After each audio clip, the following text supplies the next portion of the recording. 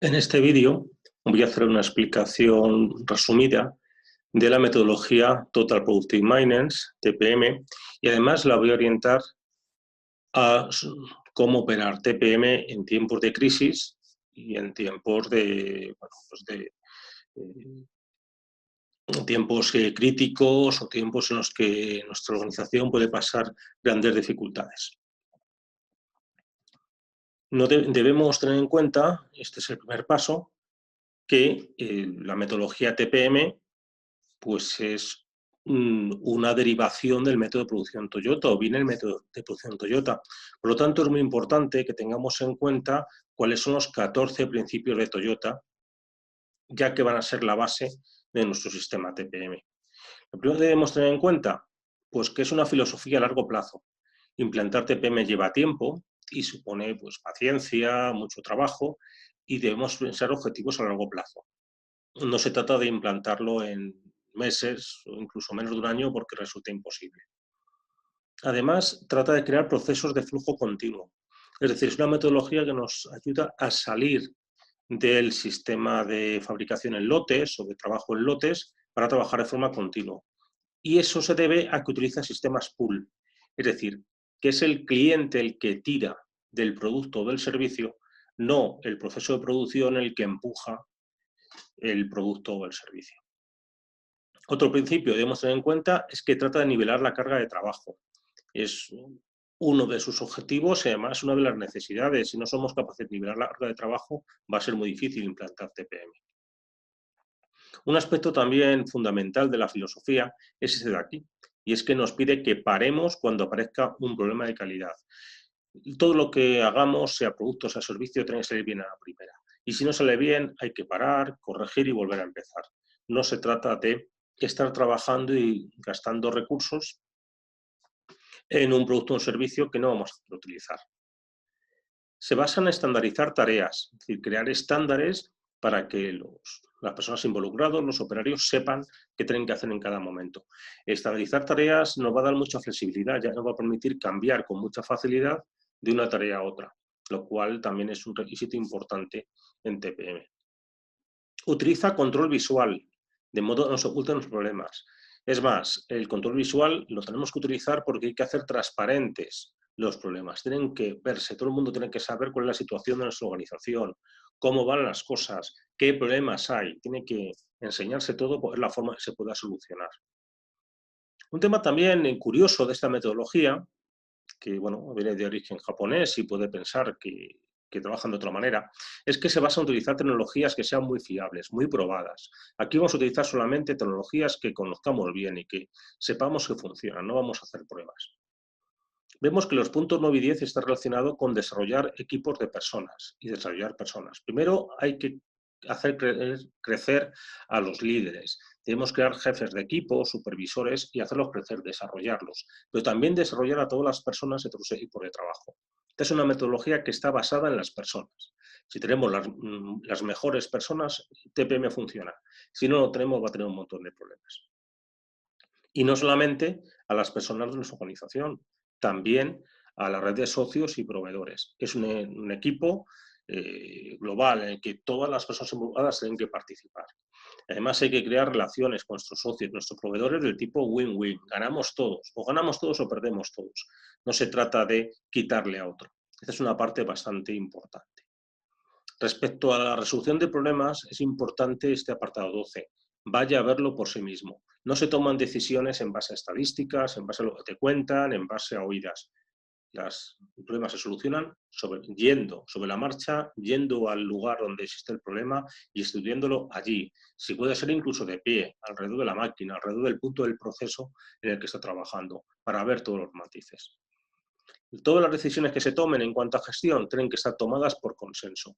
No se trata de que tengamos una sola cabeza pensante. Se trata de que todas las decisiones se tomen entre las personas involucradas, los operarios, la persona responsable de ese proceso, los de mantenimiento, los de calidad, los de seguridad.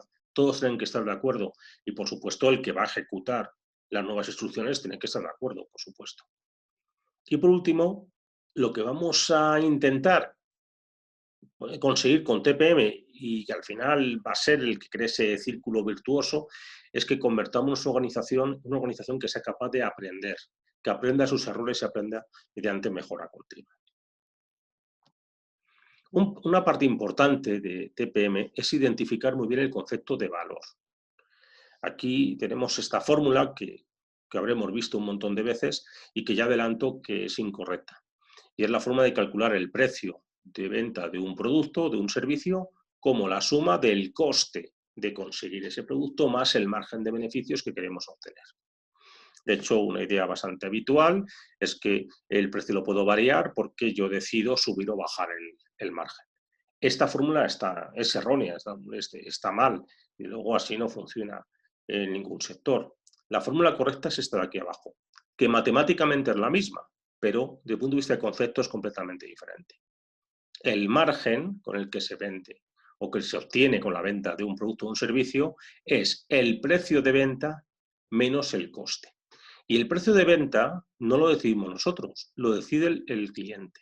El cliente es el que fija el precio de venta, cuánto está dispuesto a pagar por el producto. Y eso depende del valor que le dé. Y el valor es subjetivo. Por lo tanto, habrá clientes que le den más valor a unas cosas y otros que le den más valor a otras.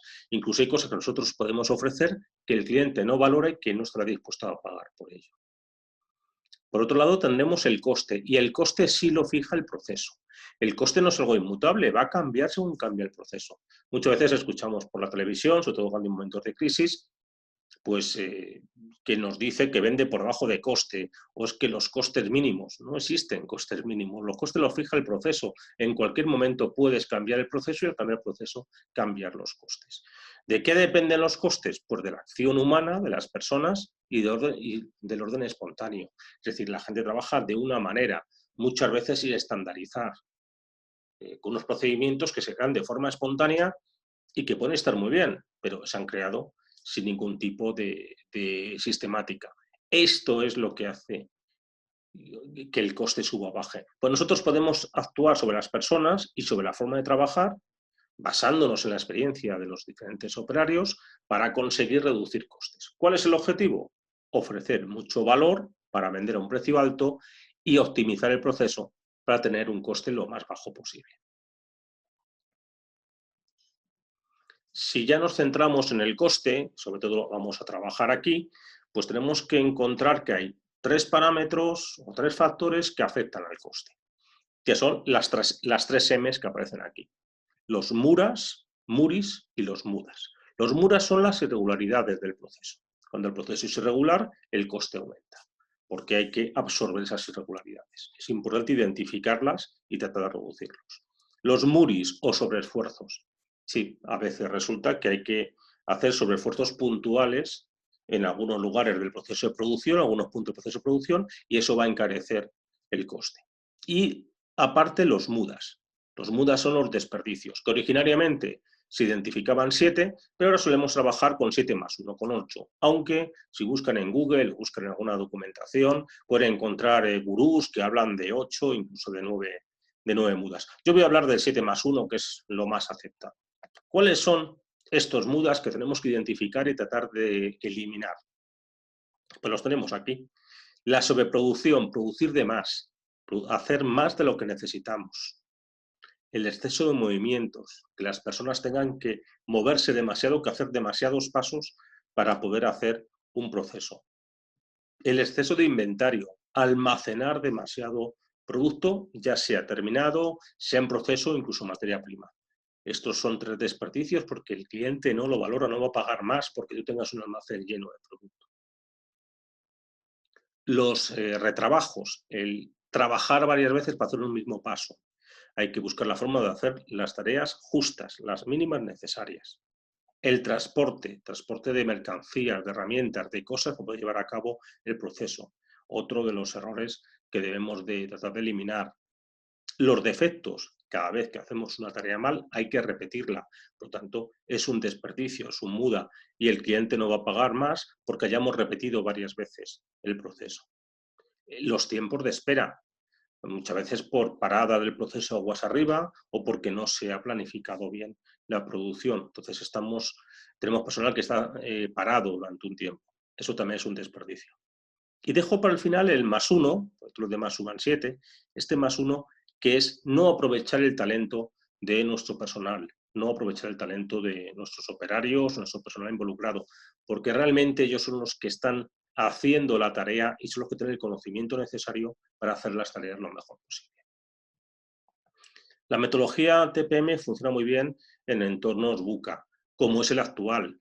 Y además, cuando grabo este vídeo, estamos sufriendo la crisis del COVID-19, que claramente es un proceso VUCA, ¿no? ¿Qué es esto de entornos VUCA? Pues entornos volátiles, que cambian muy rápido, como es este caso. Inciertos, no sabemos lo que va a pasar en el futuro. Muy complejos, muy difíciles de explicar y muy difíciles de entender. Y además muy ambiguos, porque no tenemos información. Entonces, aunque intentemos explicarlo, es que no sabemos realmente lo que está pasando. Estos entornos son prácticamente imposibles de evitar. Entonces, la mejor solución no es empeñar en estudiarlos y analizarlos, sino es mucho más práctico utilizar TPM para adaptarnos a los posibles problemas e irnos adaptando a la situación, en lugar de tratar de explicarla, que siempre explicaríamos a posteriori, es decir, siempre tarde y no serviría para nada. En un entorno VUCA, pues en un entorno VUCA nos vamos a encontrar que hay un entorno empresarial mucho más competitivo y además el entorno VUCA lo hace es aumentar esta competencia. ¿Qué vamos a buscar ese tipo de entornos? Pues sobre todo reducir costes. Tenemos que ser capaces de reducir costes para mantener márgenes altos o incluso si hay que bajar el precio de venta, mantener un margen que todavía sea aceptable. Mantener unos requisitos de calidad para que intentar que no afecte al precio de venta, o que el precio de venta se afecte lo menos posible. Una gran diversidad de requerimientos, una reducción de los plazos de entrega, también para mantener nuestros clientes y mantener el precio alto. Y además sufrimos una gran presión sobre los recursos, que son recursos muy limitados y que en momentos de crisis pueden ser todavía más limitados.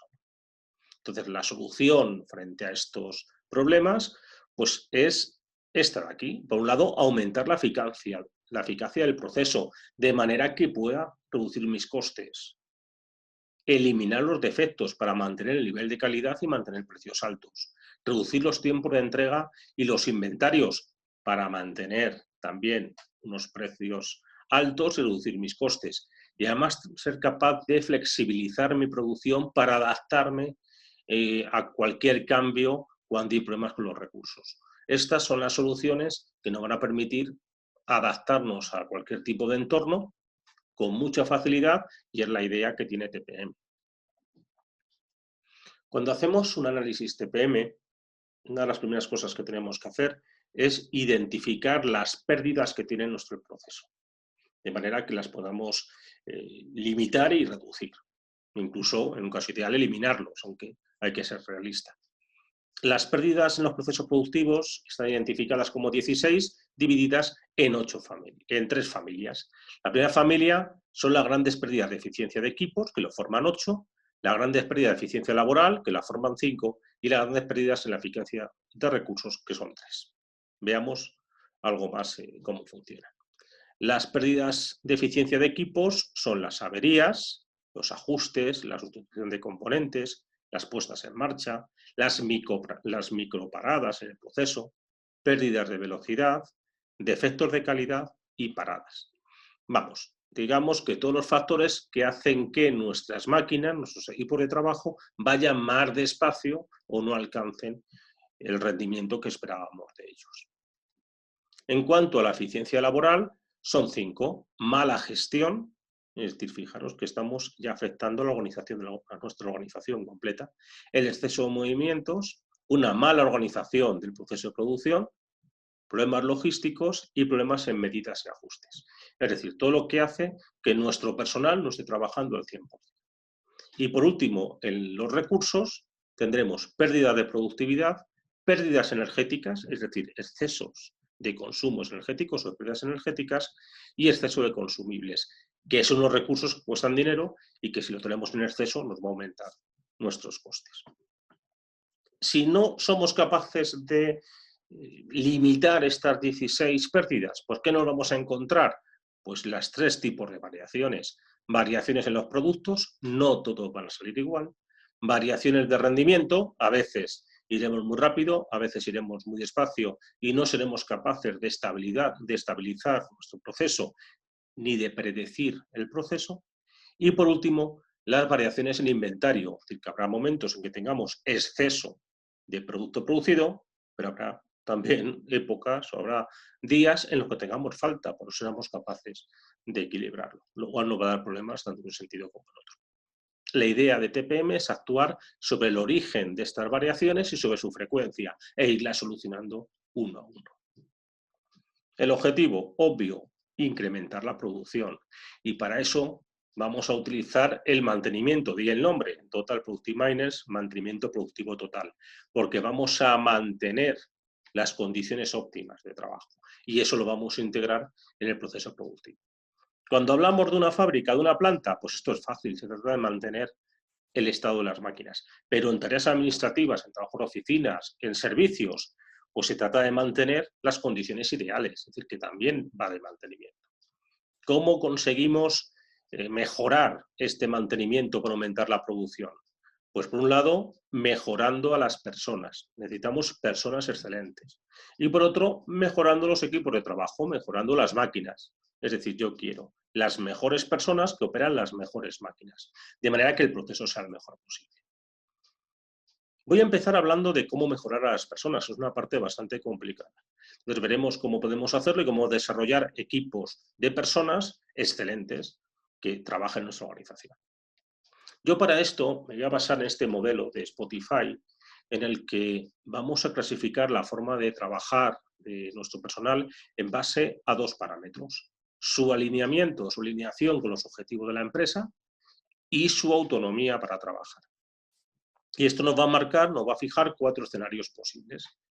Este de aquí, el primero, pues el peor: bajo alineamiento y baja autonomía. Tenemos un equipo de personas que no tiene claro qué hacer porque no comparte o no conoce los objetivos de la organización y además no tiene autonomía. Es decir, que bueno, pues la gente está esperando que le digan qué tiene que hacer sin saber qué tiene que hacer.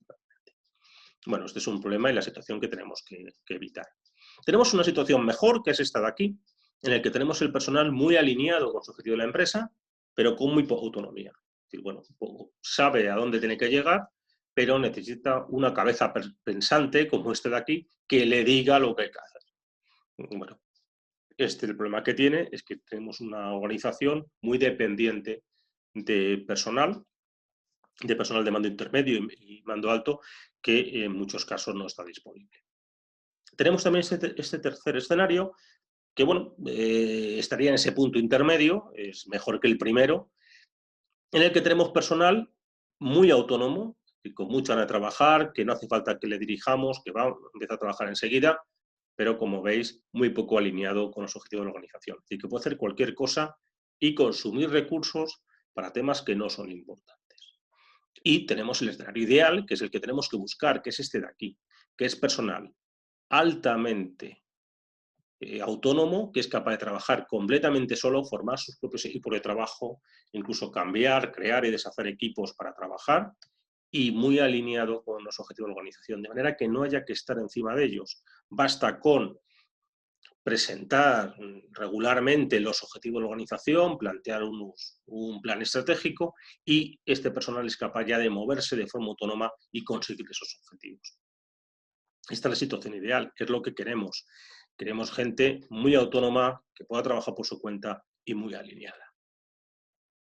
En este sentido, yo recomiendo utilizar las teorías de Frederic Laloux, que están tomadas en su libro The Inventing Organization, que clasifica las organizaciones en 5 grupos. Organizaciones impulsivas, conformistas, triunfadoras, plurales y evolutivas, a los que llama también organizaciones TEAL, que se podría traducir como azul turquesa. Lo que nosotros necesitamos en TPM son organizaciones de tipo evolutivo, es decir, en el que su personal sea capaz de gestionarse solo, se autogestione, como he dicho antes, que sea muy autónomo, que estén basados en la integridad, en la confianza, nos fiamos de nuestro personal, confiamos en ello, no estamos vigilándole, no estamos comprobando lo que hacen. Y además que tengan un propósito evolutivo, un propósito de mejorar, de evolucionar, tanto como organización como persona. Esto es importante. Nosotros tenemos que buscar este tipo de organizaciones. Este tipo de organizaciones seremos capaces de implantar TPM. TPM nos ayudará a hacer evolutiva nuestra organización y a trabajar mejor.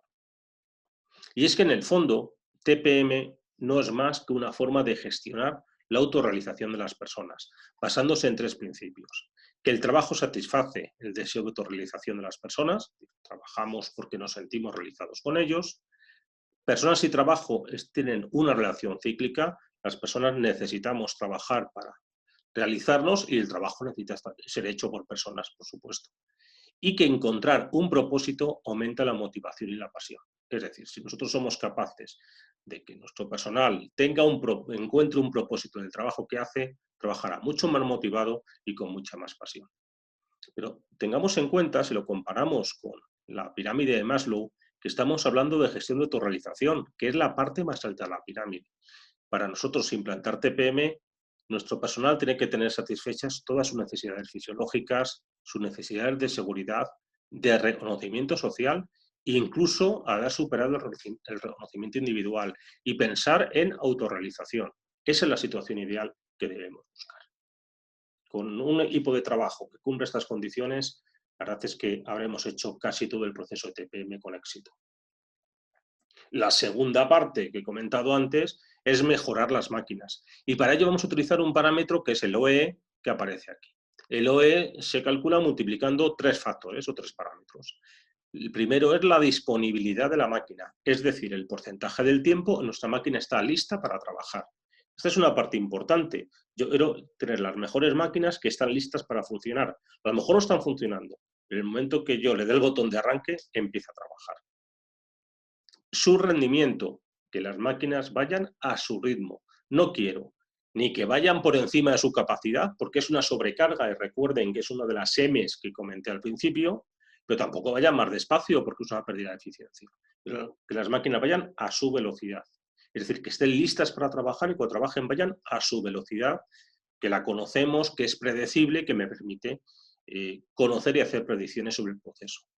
Y que además trabajen con calidad, es decir, que todo lo que produzcan lo hagan bien a la primera. Entonces, si yo tengo mi equipo, mis máquinas, en el sentido, equipo de trabajo, máquinas disponibles, van a su rendimiento normal y todo lo que hacen lo hacen bien, tendremos máquinas excelentes. Esto lo podemos ver muy bien en fábricas, pero también lo podemos pensar en la prestación de servicios o en tareas administrativas. Necesitamos estar disponibles, tener un rendimiento y cumplir ese rendimiento y además hacer todo bien a la primera. La implantación de TPM, para poder llevar a cabo estas cosas, se basa en 5 preceptos básicos que aparecen aquí. El primero consiste en hacer las operaciones rentables. Todo lo que hagamos tiene que dar beneficio, tiene que dar rentabilidad, si no, no se hace. Vamos a quitar todo lo que no sea esencial, todo lo de beneficio se quita. Debe involucrar a todo el personal, no solamente al que está directamente implicado con esa operación.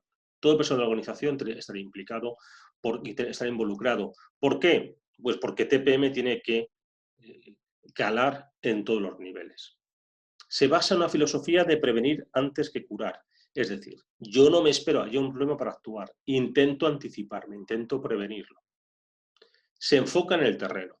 No va de temas teóricos, no va de estudiar estadísticas, no va de estudiar informes. Se trata de identificar los problemas en el lugar donde ocurren y solucionarlos allí mismo. Y crear un círculo virtuoso, de manera que todas las mejoras que vayamos implantando ayuden a involucrar a la gente porque todo va bien, los problemas se previenen, las operaciones son más rentables, cualquier problema se soluciona sobre la marcha porque el personal está muy involucrado y vamos creando un círculo virtuoso que hace que todo funcione. Todos sabemos que si las cosas funcionan o van bien a la primera, trabajamos todos más contentos. Si las cosas no funcionan, acabamos cansándonos y dejamos el trabajo. Una implantación normal de TPM tendría un esquema parecido a este. Se basa en unos cimientos, una serie de pilares, que yo utilizo el modelo de 8 pilares, pero hay otros de 7, de 9, de 6, realmente da igual que utilicemos, veremos que son todos muy parecidos, y esos pilares con esos cimientos los van a soportar TPM. Entonces, lo primero que hay que hacer, empezar por los cimientos, crear estos cimientos, que yo los baso en 3. El Gemba, es decir, enfocarnos en el puesto de trabajo, ir a donde ocurren los problemas y solucionarlos sobre la marcha. 5 S, que básicamente se trata de optimizar el puesto de trabajo y que el puesto de trabajo sea excelente, que no nos permita cometer errores ni tener pérdidas. Y la gestión visual para hacer transparente todos los problemas y transmitir toda la información. Recuerden que esto apareció en uno de los 14 puntos de Toyota de la primera transparencia. Y sobre esos cimientos, una vez que eso lo hemos hecho, vamos a ir poniendo nuestros pilares. ¿Qué serán? Pues seguridad e higiene. Naturalmente, garantizar las condiciones de seguridad de los operarios y de todo el personal involucrado. Fundamental. Cualificación, formación. Necesito personas excelentes, muy bien cualificadas, incluso certificadas, con un sistema de formación muy práctico. Yo recomiendo seguir el esquema 70-20-10, en el que un 10% sea formación formal mediante cursos, un 20% sea de compartir experiencia, de compartir información, incluso de impartir el propio operario la propia formación, y un modelo de 70 que es llevar a la práctica lo que está haciendo y probar con un supervisor, con un profesor que le supervisa, que le corrige, que le enseña. Necesito gente que esté muy bien cualificada. Y además es importante que evitemos un error. No necesito que todo mi personal sepa de todo. Esto es un trabajo en equipo. Necesito disponer de todos los niveles de cualificación en mi personal para poder hacer todo. No hace falta que todos sepan hacerlo. Un mantenimiento autónomo, es decir, que los propios operarios, que el propio implicado en un proceso sea capaz de mantenerlo en buenas condiciones. Es decir, que no necesite que alguien se lo solucione, sino que sepa identificar los problemas y solucionarlos. Tanto si hablamos de máquinas como de tareas administrativas. Un mantenimiento planificado.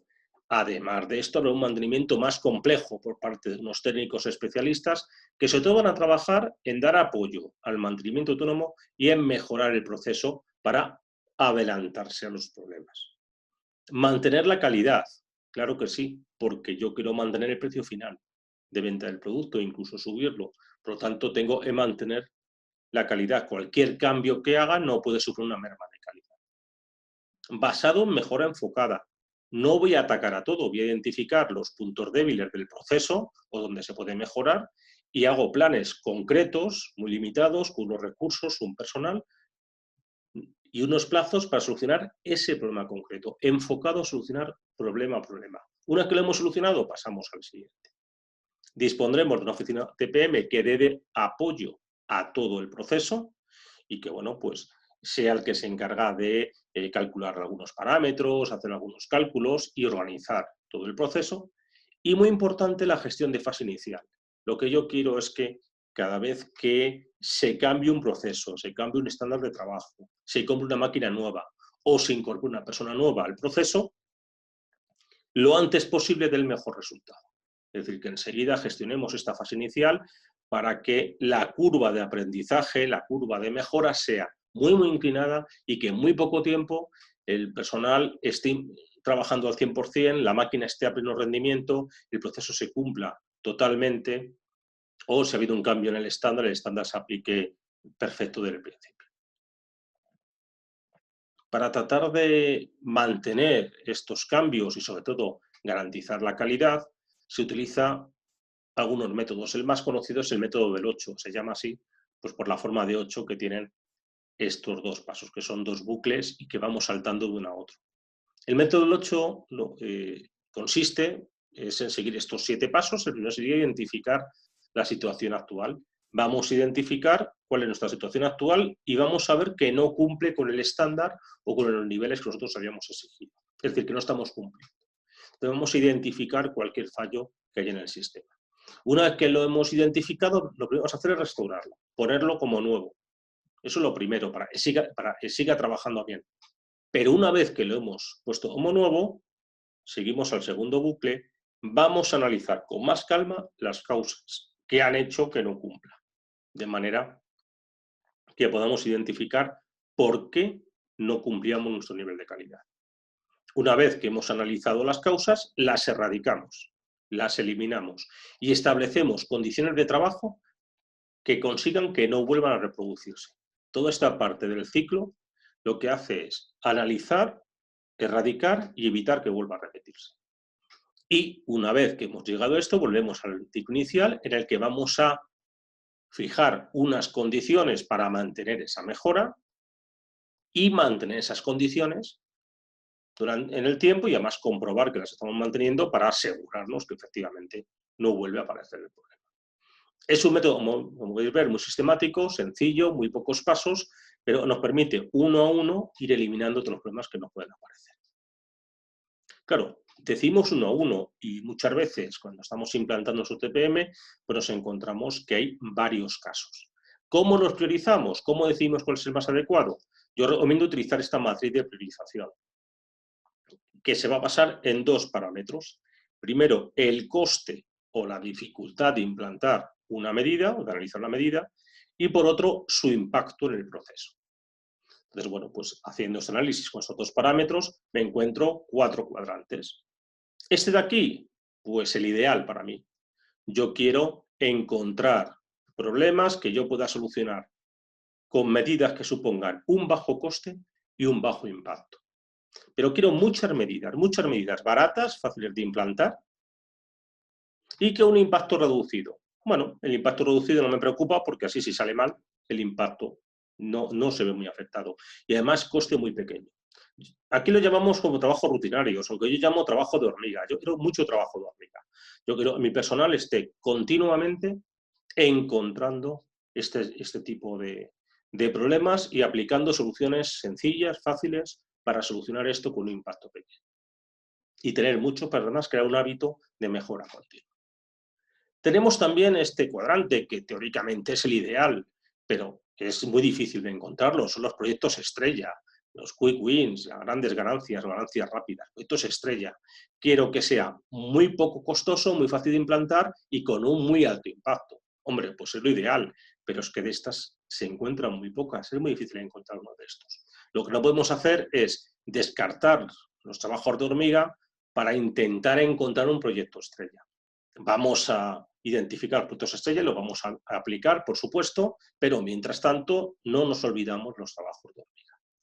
Luego tenemos los grandes proyectos, que te encuentras normalmente en las organizaciones, o es lo que preferimos los ingenieros, pero mucho cuidado con estos. Son proyectos que suponen un alto coste, una alta dificultad y suponen un alto impacto final. ¿Pero cuál es el problema de esto? Pues ya se lo pueden imaginar. Por un lado, que si el coste es alto, cuando esto lo implantas en la vida real, el coste será aún más alto. Y si pensábamos que va a tener un impacto alto en la organización, cuando lo implantas, pues desgraciadamente el impacto no será tan alto como pensabas. Con lo cual, estos proyectos mayores muchas veces acaban mal, porque se nos disparan los costes y los beneficios, los impactos no son tan importantes. Yo trato de evitarlo. Yo quiero proyectos estrella y muchos proyectos hormiga, y no quiero proyectos mayores. Y por último tenemos estos trabajos desagradecidos, que por el dibujo creo que no merece la pena definir más, que también lo vamos a encontrar, y yo me encuentro muchísimo en las empresas con las que colaboro. En proyectos de muy alto coste, muy alta dificultad y muy bajo impacto. Es decir, muy difícil de implantar y que luego cuando se implanta no mejoramos nada. Cuando encontremos uno de estos hay que eliminarlo, es decir, se quita incluso donde hayamos empezado, se deja ahí fuera.